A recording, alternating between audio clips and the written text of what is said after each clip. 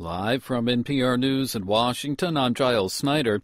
Republicans and Democrats are sparring over who is to blame for the partial government shutdown. Democrats criticizing President Trump as an unreliable negotiating partner. Republicans say they will not negotiate on immigration while the government remains closed. NPR's Mara Leisen says both parties have taken a risky path. Neither side can be confident they're going to benefit politically by this standoff.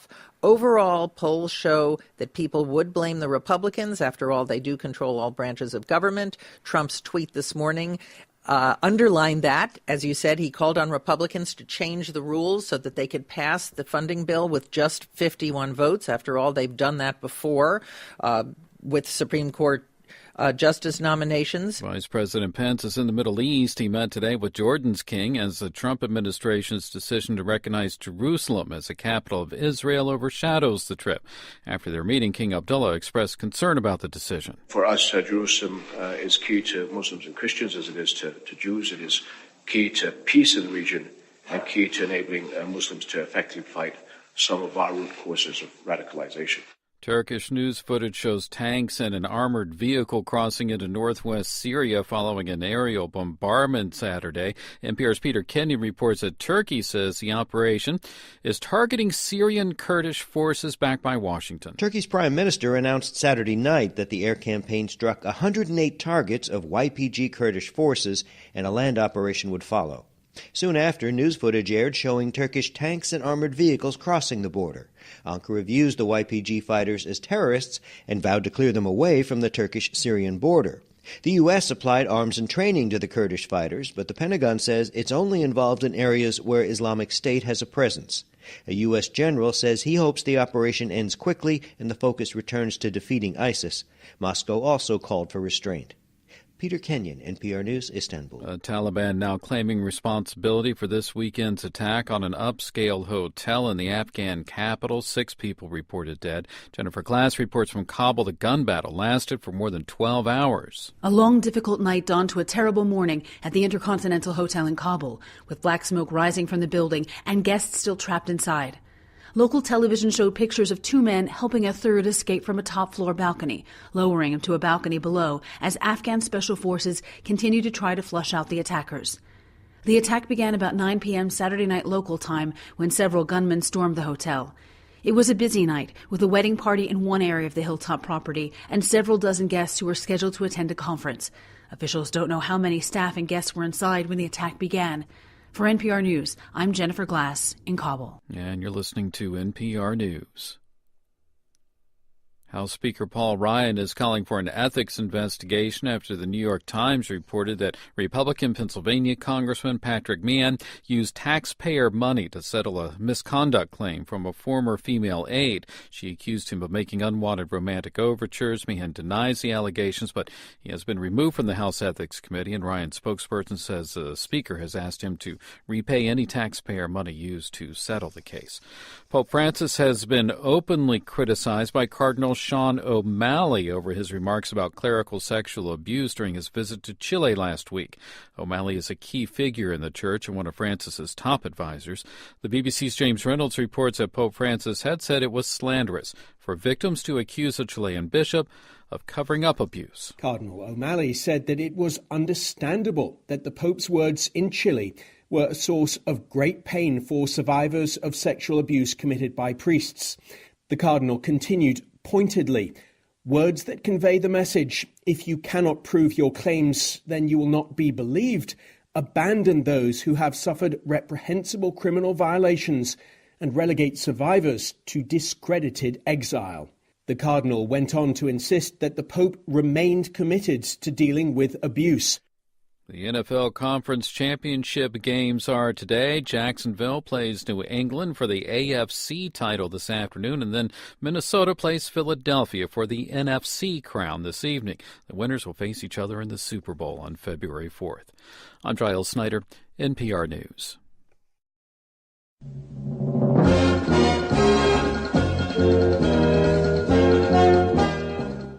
Good Sunday morning. Time for the latest news and weather information of interest in northern and central Missouri. I'm your armchair news reporter and presenter, Joe Hafner, with you, and we have cloudy skies in Kirksville with 47 degrees. And the weather forecast is calling for a mixed bag of tricks, as it were. We're going to start the day off with cloudy skies, areas of drizzle throughout the morning and afternoon hours, along with some patchy fog, and daytime temperatures warming up into the mid to upper 50s.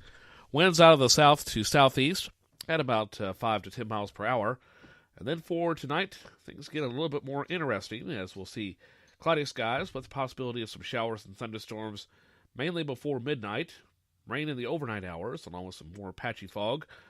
Lows in the mid-40s, and then drizzle continuing for tomorrow, and a rain and snow mix possible by tomorrow night. Complete details on the forecast coming up in just a few minutes. In the meantime, take a look at temperatures and conditions across the Show Me State. Again, 47 degrees under mostly cloudy skies in Kirksville. Elsewhere, 52 and cloudy at KCI Airport. 44 and cloudy at St. Joe. Sunny and 56 degrees in Springfield. Up to 60 under sunny skies in Joplin. 43 and mostly sunny in Jefferson City. 50 and cloudy in Warrensburg. St. Louis reporting sunny skies and 50 degrees. 51 degrees under cloudy skies at Cape Girardeau. Take a look at news this morning. North Missouri residents, along with law enforcement officials, continue to be on the lookout for a missing woman. The Kirksville Police Department issued an endangered person advisory for 20-year-old Courtney M. Shearer, who has been missing since Friday evening.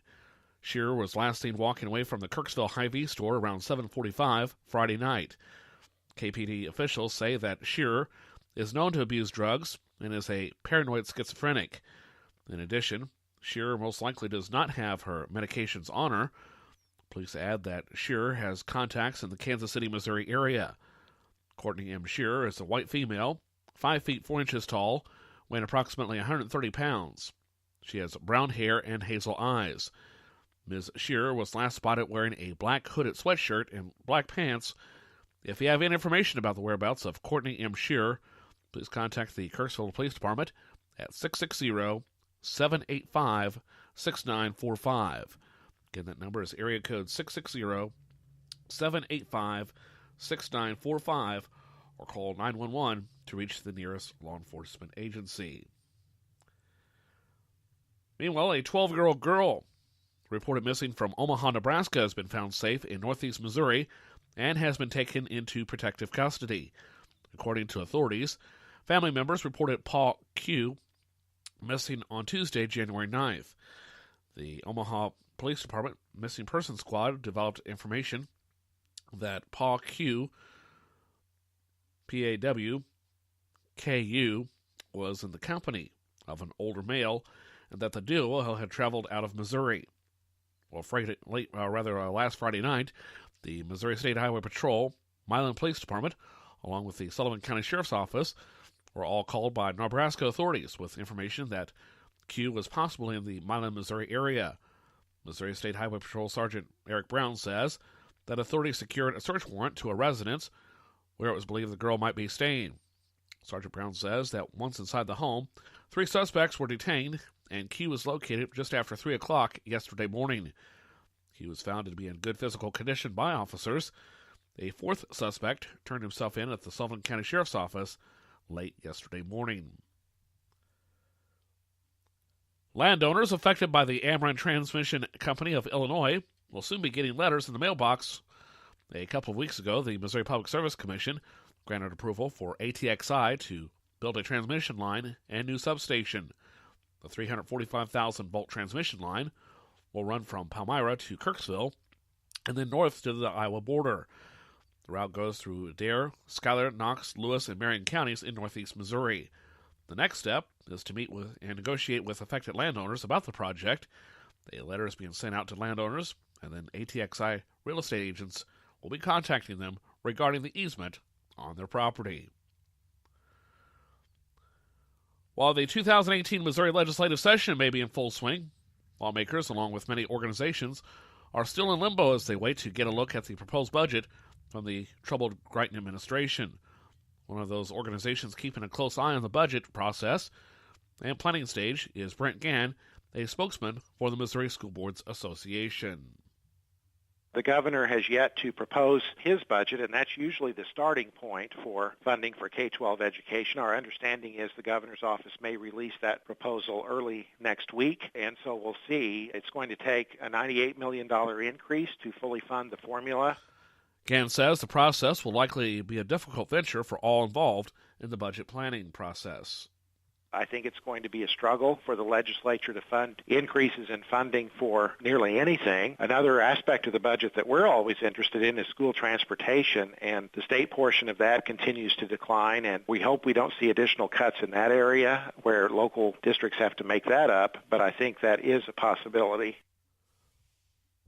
According to the Missouri State Constitution, the budget must be completed a week prior to the end of the legislative session in May. While the MSBA is waiting for the proposed budget plan by Missouri Governor Eric Greitens, State Representative Craig Redmond of Canton, Missouri, says he's looking forward to the Budget Committee meetings coming up in the new week. Redmond says the conservative revenue estimate is 2.5% growth for this year, down nearly 3.5% from previous years.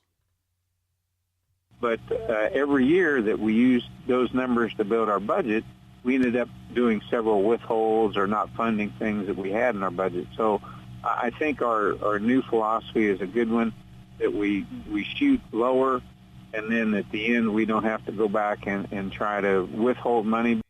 Representative Redmond says he is not jumping on the bandwagon of lawmakers calling for Missouri Governor Eric Greitens to resign amid allegations of an extramarital affair prior to him running for office last year.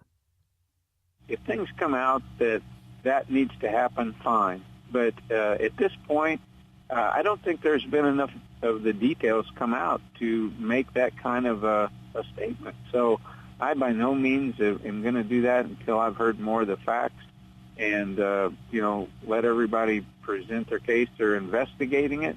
Let's see what happens there. Then we'll make the decision as what we have to do. Missouri State Representative Craig Redmond, Missouri Governor Eric Greitens canceled a tour in the previous week to promote his tax cut reform package. Instead, he released a broad outline of his plan on Thursday with no specifics. Missouri is one of nearly 40 states that either has or is working on legislation seeking to punish people who text while driving their car or truck. State Representative Jim Hansen says he is hoping that House Bill 1745 gets assigned to a committee in the near future, and he is also seeking your help. I think this is a serious issue when it comes to saving lives and protecting lives, protecting MoDOT workers and anybody that's out on the highway. I mean, texting and driving has become a serious issue. There are studies done that cost, from an insurance standpoint, $175 billion a year to this country, according to the Highway Transportation Safety Council. You know, we have the law in the state for anybody 21 and under. I think the law should apply to everybody. Representative Hansen says that similar legislation has also been introduced in the Missouri Senate. Trying to get it assigned to the Public Safety Committee, but it hadn't been referred yet, and I had the bill last year and it didn't get referred to committee. So I'm coming out with more people to talk about it, more people in supporting the bill, and asking people to contact the Speaker's office to have a hearing on this bill. There's other bills that have been filed with texting and driving. Senator Wallingford has one in the Senate, and I'm going to go visit with him next week. I don't care whose bill gets across the finish line, but we need to address this issue. Missouri State Representative Jim Hansen. Now, at 13 minutes after 9 o'clock on this Sunday morning, the 21st day of January, 2018, we have cloudy skies across much of the Show Me State. Temperatures in northern Missouri averaging out in the mid to upper 40s, and expecting showers and possibility of some thunderstorms late this evening into the late night hours, and then mixing with and changing to snow by tomorrow night. Complete details on the forecast coming up in just a few minutes. Continuing with news of interest in northern and central Missouri on the Sunday morning, the Second Circuit Court has settled the case brought against the Bruce Normal Juvenile Justice Center 2 years ago that alleged that an employee raped a teen girl while on an overnight trip. According to settlement documents, the Missouri Attorney General's office showed that the court, which operates the Kirksville Juvenile Facility, settled the case in November of 2017. The terms called for the state of Missouri to pay $600,000 and did not include any admission of guilt. The teen received a little more than $300,000, while attorney's fees accounted for the rest. 3 years ago, In 2015, the plaintiff said that she was raped by now former facility employee Christopher Wright while on an overnight trip to Thousand Hills State Park. Court documents say a female chaperone had left the area to do the laundry, leaving Wright as the only employee present with the juveniles. When the 16-year-old plaintiff returned from the outhouse during the night, she said that Mr. Wright sexually assaulted her and raped her on a picnic table. A Department of Social Services investigation at the time found a preponderance of evidence substantiating child abuse and neglect. Case filings show that 3 other sexual abuse reports involving 4 different female residents of the facility have been made against Wright since he began work at the Bruce Normal Juvenile Justice Center in 2014. A report from the Missouri Attorney General's office shows the settlement payment was made in December of 2017.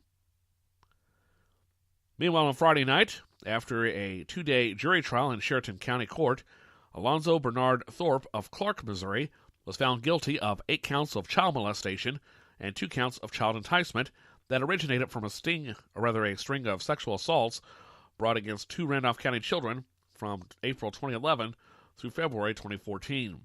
Randolph County Prosecuting Attorney Mike Fosselman says the children, along with an infant sister, were removed from their home on Valentine's Day 4 years ago due to domestic assault, along with other issues in the home. Subsequently, in August of 2014, 2 of the children began to disclose the abuse to a foster parent and then to a counselor, local investigators, along with a forensic investigator from the Child Advocacy Center in Columbia, Missouri. We started on Thursday, and we introduced evidence regarding the CAC interviews, Child Advocacy Center interviews, for the 2 girls who were victimized in this case, and it had a tremendous impact for the jury, but it was very helpful to them. They see an interview of these children right at the time they're making their disclosures at the very beginning of the case, and not 2 years later or 3 years later when we're trying the case. So I think it offers a better context for them when they're evaluating the child's credibility.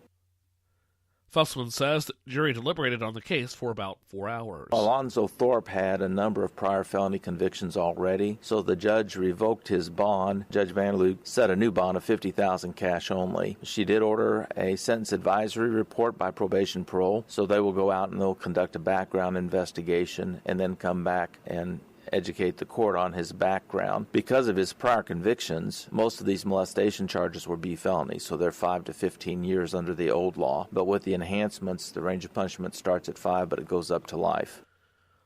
Alonzo Thorpe was charged in Randolph County, but requested a change of venue in Sheridan County for the jury trial. Sentencing is set for March 15th at 1:30 p.m. in Sheridan County Court. A traffic stop by officers of the Brookfield Police Department last Tuesday night resulted in a New Camry man getting arrested on drug-related charges. Shortly before 11 p.m., officers arrested 53-year-old Jonathan Abeln during the traffic stop near the 500 block of South Main Street. Officers contend that Abeln reached into his coat pocket several times. When officers checked the suspect's coat for weapons, they recovered a glass methamphetamine pipe. K-9 Unit Nitro was called in and alerted officers on the scene to several suspect areas inside the car. Officers recovered 69.5 grams of crystal-like substance, which field tested positive for methamphetamine. Officers placed the street value of that meth in the neighborhood of $7,000. Jonathan Abeln has been charged with attempt to traffic drugs in the first degree and unlawful use of drug paraphernalia. At last report, he remains in the Lynn County Jail on $50,000 cash-only bond. A Macon, Missouri man wanted on a drug warrant is now facing new allegations. 32-year-old J.P. Patel was charged in June of last year with 2 counts of felony delivery of a controlled substance in Sheridan County Court.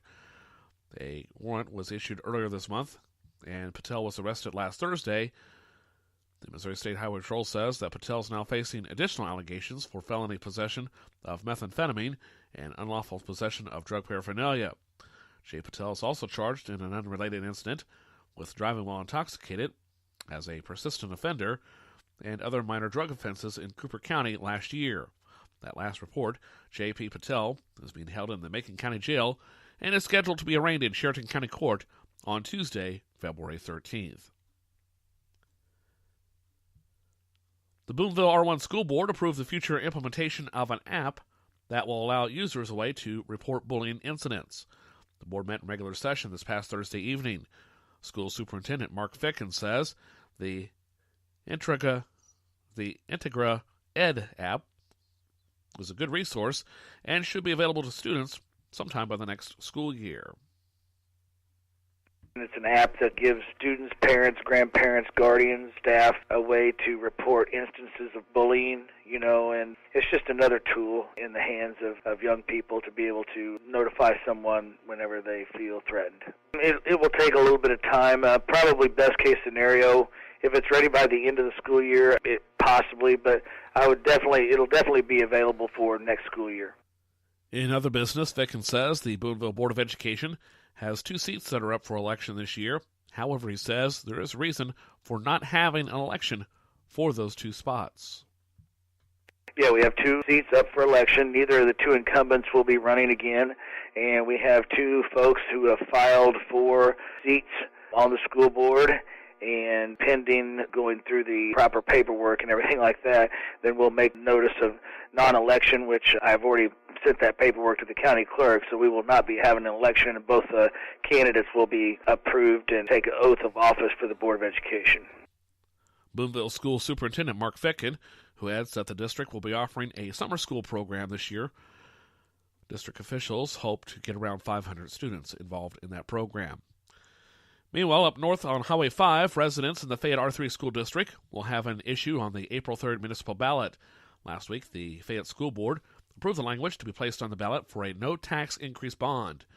And the exact language of that issue has not been made available.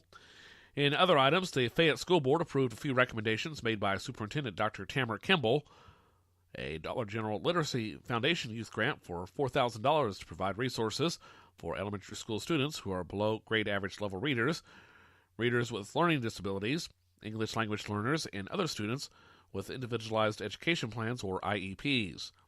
Plus, a Lowell's Toolbox for Education grant in the amount of $5,000 for the purchase of mats and other learning intervention tools for math and movement was approved, along with the 2018-2019 school year calendar. A longtime staff member with the Westran School District in Huntsville is retiring at the end of this school year. Superintendent Dr. Kelly Shelby says the announcement came during last week's board meeting that Elisa Whitmore will be stepping down from her job, which she has held for the last 3 decades. Our preschool, like I said, I think we've got an outstanding program. I would compare our program up against anybody's in the state. And a big reason that program is so outstanding is because of our director, Lisa Whitmore. And she is going to retire after 31 years in the district after this school year. She also served some time within those 31 years as Parents as Teachers Coordinator. So I want to publicly thank her for her dedication and hard work that she's performed over those 31 years. Dr. Shelby adds that Ms. Whitmore deserves a lot of praise. Going to be huge shoes to fill. Like I said, she's been such a big part of our early childhood programs, both serving as Parents as Teachers Coordinator and Director of our preschool. She's built our preschool where we have a waiting list each year trying to get in. So, yeah, it's going to be a huge task to try to find someone to fill her shoes. Westran School Superintendent Dr. Kelly Shelby. During their recent school board meeting, the Paris Board of Education officially approved moving forward with a new partnership. Superintendent Aaron Vitt was at the meeting and talks briefly about the new alliance that addresses student health. Paris R2 School District entered a partnership with Clarity Healthcare. Clarity Healthcare will be on our campus providing some mental health services as well as some direct care services through our school nurse. I think it provides our students and our parents and even just our community with a level of care for our students, and that level of care is essential to their learning. Superintendent Vitt adds that this is a positive move for the Paris District. It is. With some of the services that they are able to provide for us through the current staff that we have and the facilities that we have, we think it will enhance some opportunities for our students as well as provide some services that have not been available to us in the past. Paris School Superintendent Aaron Vitt, the partnership was approved during their meeting this past week, and the tentative plan to implement that plan is set for next month. The Macon County R1 School Board has selected an architecture firm to build an addition to the elementary school. 2 months ago, voters in the Macon School District passed the Elementary School Improvements Levy, which permits the district to build another classroom. 54% of Macon County voters approved the project. Robert Rawlings Architects is the architecture firm managing the project. School Superintendent Scott Jarvis says the board is currently in the designing phase in the project. Construction should begin at the start of summer school, with classes for the 2017-2018 academic year in. In addition, the addition, will be used primarily for 3rd, 4th, and 5th graders, and will feature 15 classrooms plus an elementary school library. The Macon District has been working on the project for about 9 years. The total cost of that project is in the neighborhood of $5 million. The Sturgeon School Board is looking at potentially undertaking a couple of projects in the district. School Superintendent Sean Schultz explains where the funds would come from. I did give the board a bond funds update back in 2014, November. The district voted successfully its second no-tax increase bond issue proposal, and we have about $48,000 that's remaining of those funds, and we're looking at a couple of projects. One area that may be addressed in Sturgeon is in technology.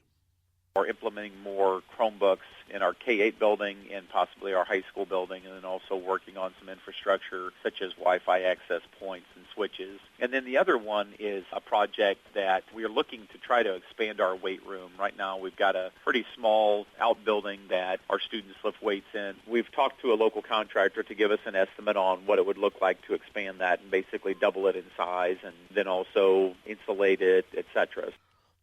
Sturgeon School Superintendent Sean Schultz, incidentally, he'll be stepping down from his job as superintendent at the end of this academic year. The Brunswick School Board approved the 2018-2019 calendar at their monthly meeting last Tuesday. School Superintendent Bob Kottman points out the itinerary is not filled with a lot of surprises. It's a 169-day calendar like we are currently in. Not a lot of changes from this year. We did cut back on the early outs that we had. We will probably amend and add one more, but we cut back on the ones. But we want to kind of make sure that we're in the spring of 19, that it's on an as-needed basis.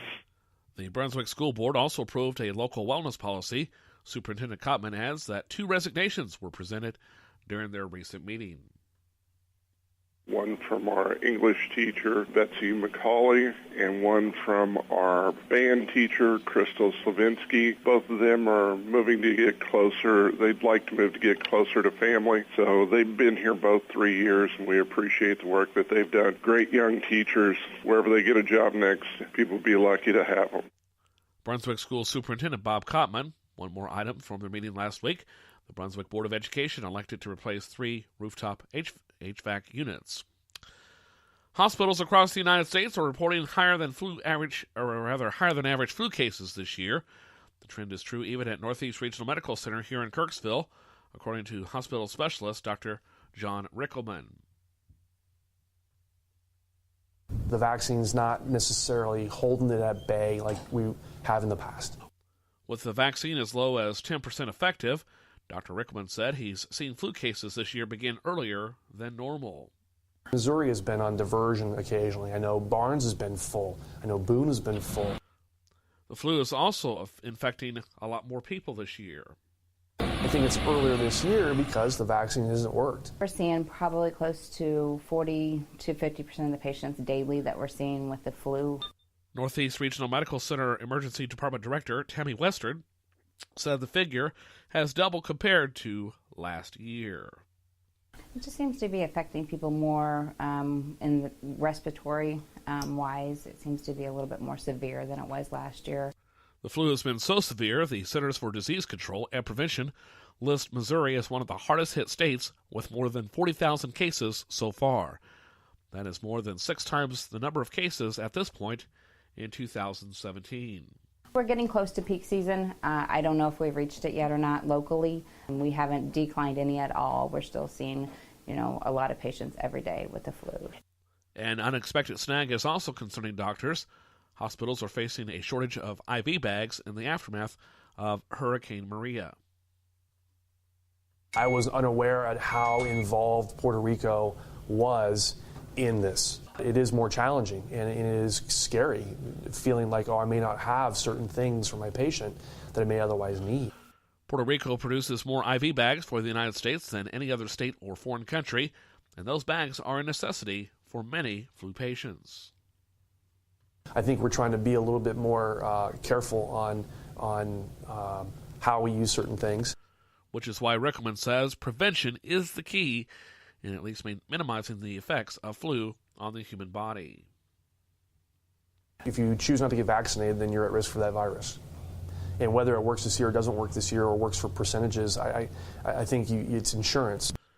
If you have any questions about the safety of flu vaccines or think you might be infected with the flu, please contact your doctor or health official as soon as possible. It's 9:30 on a Sunday morning, the 21st day of January 2018. We have cloudy skies across much of the Show Me State. Temperatures now at 48 degrees in Kirksville, and we'll see areas of fog lifting throughout the day, but drizzle and rain continuing off and on, especially late this afternoon, with the possibility of some thunderstorms. Nothing severe at this point. However, we could see that rain changing to snow by tomorrow night. Details in the forecast coming up in just a few minutes. Continuing with the news, a patient fatally shot at a St. Louis, Missouri hospital earlier this month has ties to Kirksville. The incident occurred on Thursday, January 11th, at Barnes Jewish Hospital. Officials say that 46-year-old Andrew Merriman was a patient at the facility and was believed to be suicidal. Reports state that Merriman was in a room with his wife when he forced his way out and pulled 2 knives from his pockets. Security guards ordered Merriman to drop the weapons, but he refused. As a result, the guards fired and fatally shot Andrew Merriman. He was pronounced dead at the scene. According to Merriman's obituary, he grew up in Kirksville and graduated from Kirksville High School in 1990. His most recent place of residence is listed as Baldwin, Missouri. The Kraft Heinz food plant in Kirksville has doubled its workforce from this time last year. Kirksville Regional Economic Development Executive Director, Carolyn Chrisman, provided an update on the Kraft Heinz plant to K-Ready board members during their meeting last week. Chrisman told board members there are currently 900 employees at the Kraft Heinz plant in Kirksville. About 40 of them are temporary hires. The rest, of course, are full-time. A year ago, in February, the Kirksville City Council voted to allow Kraft Heinz until November of last year to begin meeting and maintaining the employment figure stated in the performance agreement between the city and the company. The terms state that Kraft Heinz needs to maintain a minimum of 479 full-time employees. At the time of the extension last February, Kraft Heinz had 452 full-time employees, including yours truly. Time was allotted at the end of the town hall meeting in Marshall last Thursday night for city council members to talk about some of the council's recent accomplishments. Ward 2 Councilman Kirk Ahrens, is among those pleased with fixing some of the city's budgeting woes. And one of the things that Ryan and I have been working on in the Finance Committee is trying to make sure that we do everything possible. And we ask the questions of our employees, if it was your money, right, would you spend it? Right? At the end of the day, we need to save every dollar that we can save on the police or the fire or the home office or any different location that's going to give us more money to do more things. Ahrens pointed out there are elements staring the city of Marshall in the face, such as when the street sweeper goes down that costs $300,000 and or more to repair, and or a new fire truck that will cost $500,000 or more to replace. But he said Marshall is in better financial shape now than it was just 2 years ago.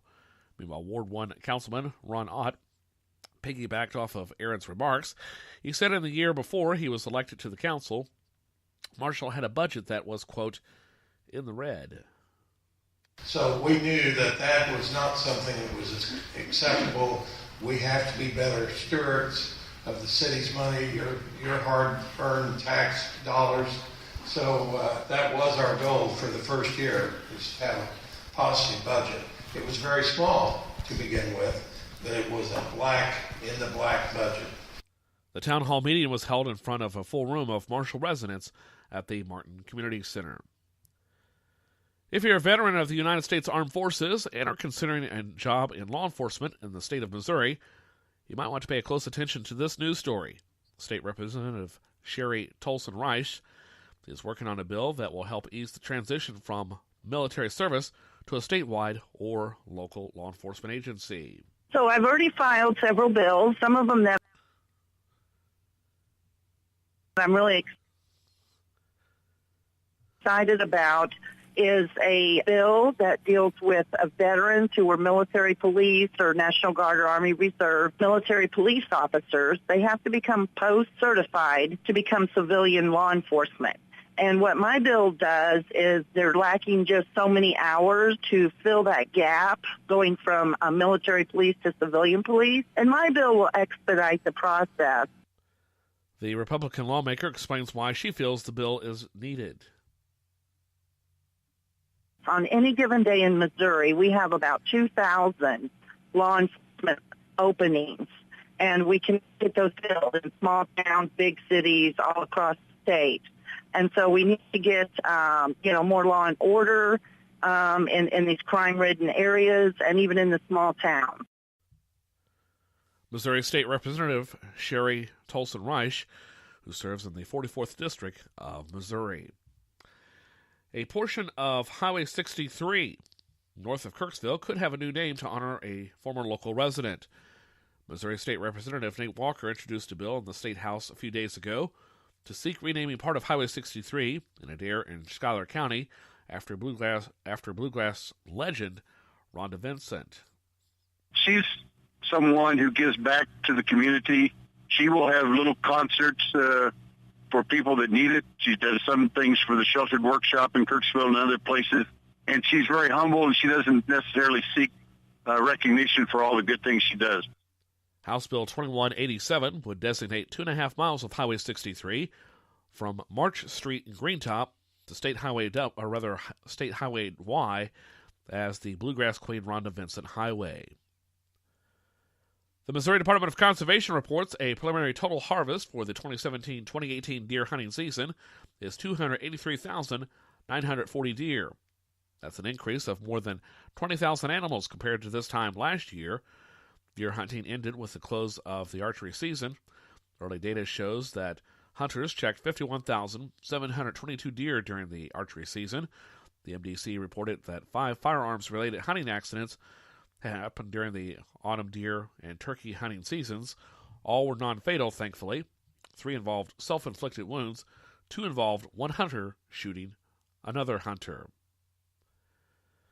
The industrial hemp legislation, sponsored by Senator Brian Munslinger, is scheduled for a hearing before the Senate Ag Committee tomorrow afternoon. The Northern Missouri lawmaker says the plan has been altered over the past few months. We've been working on some issues in the bill compared to last year. I think we've got some issues addressed that hopefully will help it flow right through the process this year. Up to this point, Senator Munslinger has not heard a lot of negative talk about his proposal. I added in the education piece that allows an educational institute to work with the Department of Agriculture. That was one piece I think the Farm Bureau in the past had testified against the bill for, but in my opinion the bill always allowed that, but we specifically put it in the bill now. The other thing, I was able to visit with the Commissioner of Agriculture of Kentucky, and this will be their 4th year, and they're up to a few thousand acres down there now. But visiting with him gave me a little insight into what we can look forward to here in Missouri. Northeast Missouri Senator Brian Munslinger, the Senate Ag Committee, meets tomorrow afternoon at 2 o'clock in Jefferson City. Our 13-week Grief Share program begins today in Salisbury. One of the people helping making the program possible is Teresa Argent, and she explains who will likely benefit from this course. Grief Share program is a program for individuals that have lost a loved one, a friend, and it is a Christ-centered biblical teaching focused topics with professionals, meaning that we're not the professionals, but the individuals on our videos that we watch are the professionals. They give suggestions of how to make that journey through grief. There is a session coming up on Sunday, January 21st from 3 to 5 at First Baptist Church in Salisbury. It's for 13 weeks. It'll go through April 22nd. Argent outlines what will be taking place over the course of the next 3 months.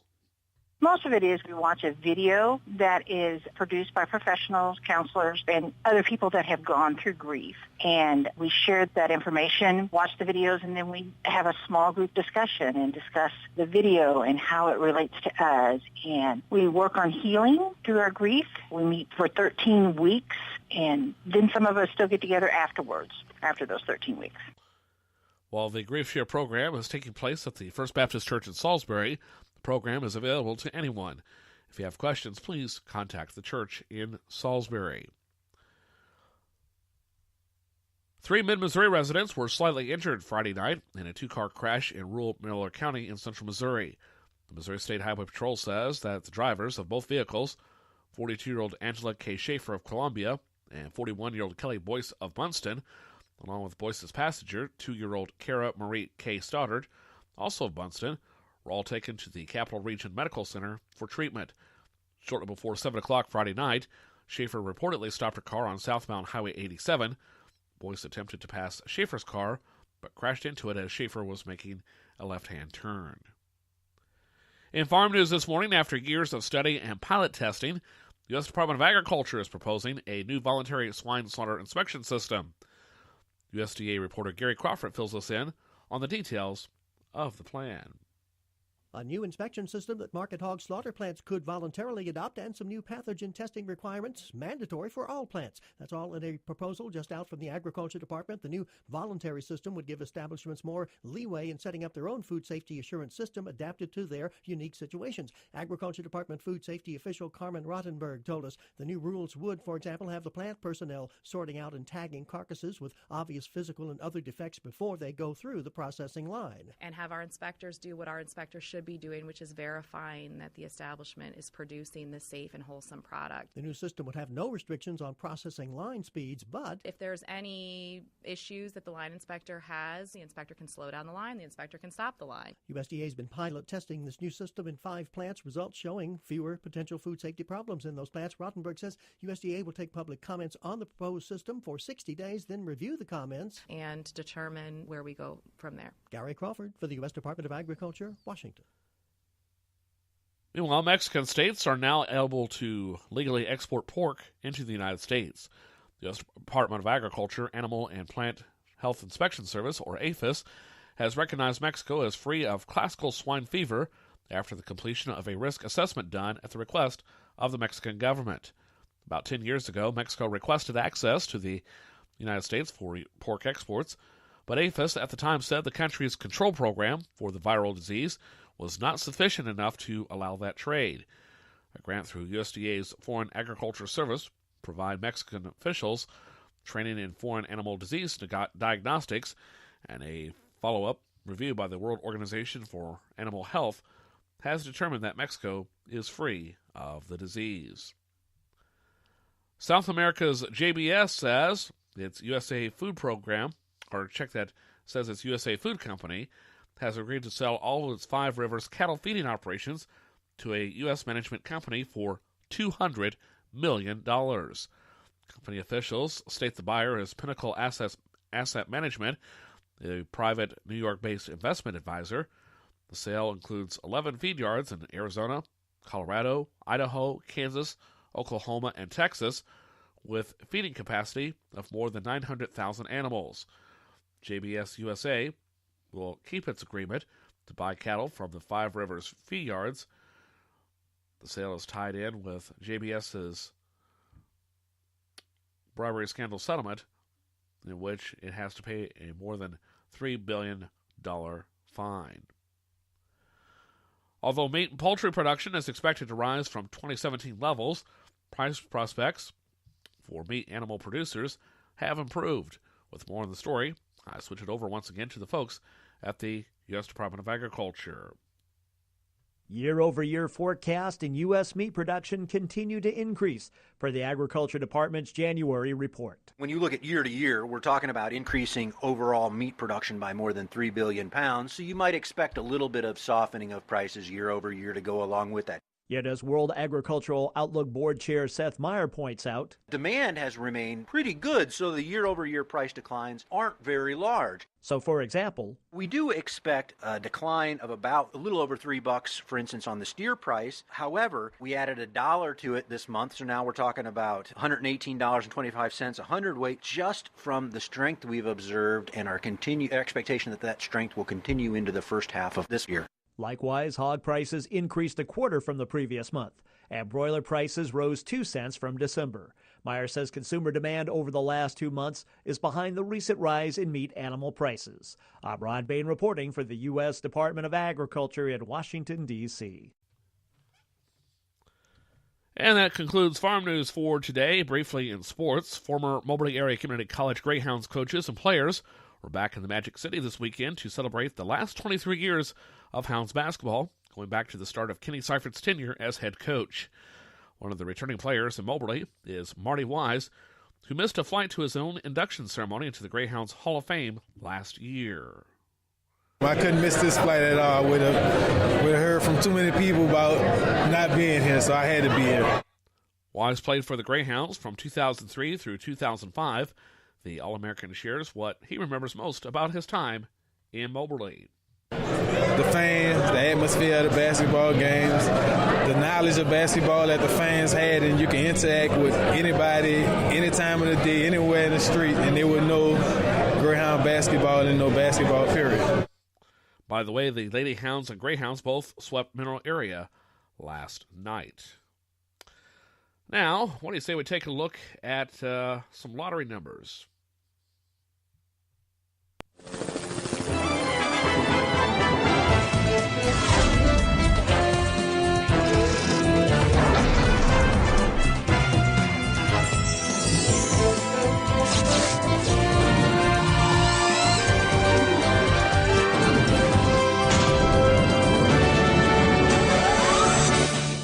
Well, if you don't have your tickets handy, but at least have some pen and paper handy, because I'm going to run down yesterday's winning lottery numbers. And I'm going to start it off with the Powerball drawing, and those winning numbers were 26, 28, 47, 49, and 58. Powerball number 3, Power Play number 4. Again, last night's winning Powerball numbers were 26, 28, 47, 49, 58. Powerball number 3, Power Play number 4. Nobody won, so the jackpot is now worth $92 million for Wednesday night's drawing. Meanwhile, the Mega Millions drawing from Friday night, those winning numbers were 3, 17, 23, 49, 66, Mega Ball number 23, and multiplayer number 3. Again, 3, 17, 23, 49, 66, Mega Ball number 23, and multiplayer number 3. The jackpot is now worth an estimated $63 million. Missouri Lotto numbers from last night, nobody won that. The jackpot for tonight is now worth $1.7 million. The Missouri Lotto numbers for last night were 6, 13, 16, 40, 41, and 44. 6, 13, 16, 40, 41, and 44. Pick 3 numbers for yesterday. First of all, in the evening numbers, those were 6, 9, and 4, 6, 9, and 4. And the midday drawing yesterday, 6, 6, 1, 6, 6, 1. Pick 4 numbers for yesterday, midday drawing, 4, 1, 7, 7, 4, 1, 7, 7. Evening numbers for yesterday were 7, 3, 5, 6. Yesterday's pick 4 numbers were 7, 3, 5, and 6. The Show Me Cash drawing yesterday, jackpot is now worth an estimated $100,000. Those winning numbers from yesterday were 1, 3, 4, 15, and 37. 1, 3, 4, 15, and 37. 11 minutes away from 10 o'clock on this Sunday morning as we shift our attention to the weather forecast. And it's calling for cloudy skies for today. Periods of drizzle continuing along with some patchy fog. Highs in the mid to upper 50s. South to southeasterly winds at about 10 miles per hour. And then cloudy skies for tonight, along with possibilities of some showers and thunderstorms, mainly before midnight. Otherwise, rain continuing, patchy fogs holding on. Lows around 45 degrees, with south to southeasterly winds at about 5 to 10 miles per hour. Chance of precipitation at this point looks to be about 90%, so it's a good chance we'll get wet tonight. Precipitation amounts anywhere from a quarter of an inch to a half inch are possible. Then for tomorrow, cloudy skies, periods of drizzle before noon.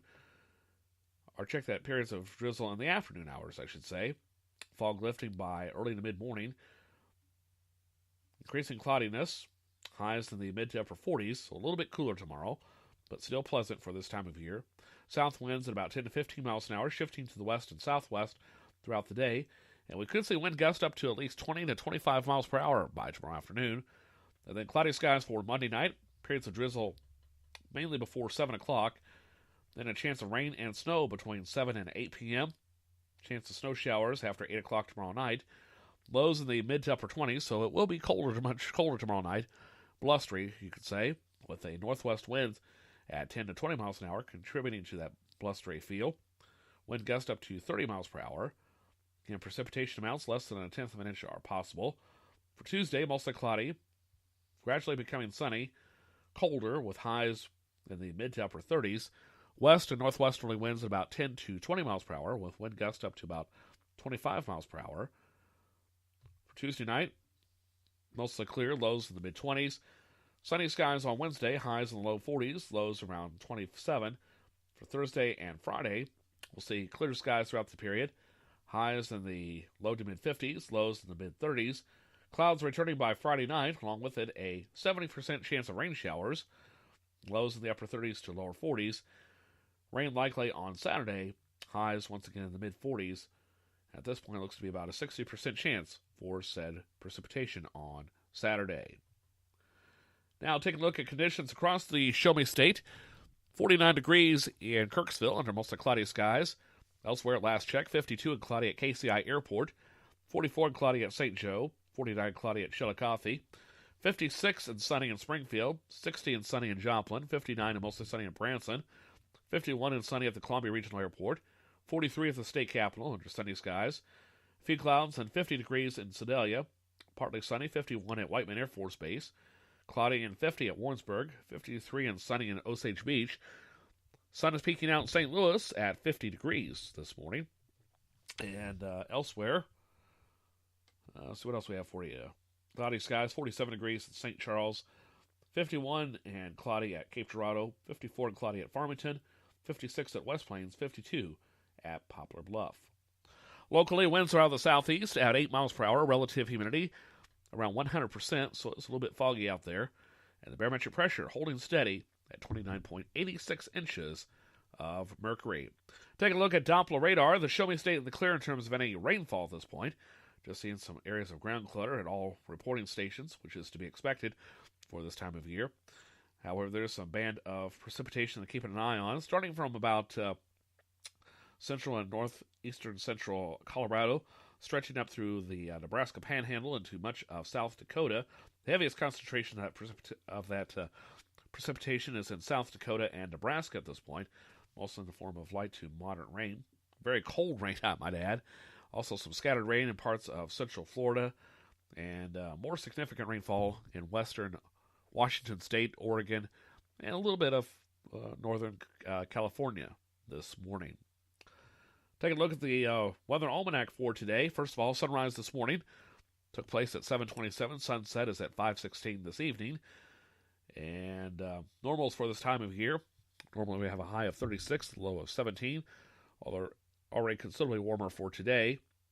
And looking back at yesterday, we reached a high of 53 degrees just before 2 o'clock yesterday afternoon, morning low of 36, about an hour before sunrise at 36 at 6:03 a.m. In the meantime, we have 49 degrees under overcast skies in beautiful Kirksville, Missouri. Now at 6 minutes away from 10 o'clock, that's been the latest in news and weather information of interest in northern and central Missouri. Again, I'm your armchair news reporter and presenter, Joe Hafner, with you on the 21st day of January, 2018. Thanking you for your time. As my time is up, I'll see you later.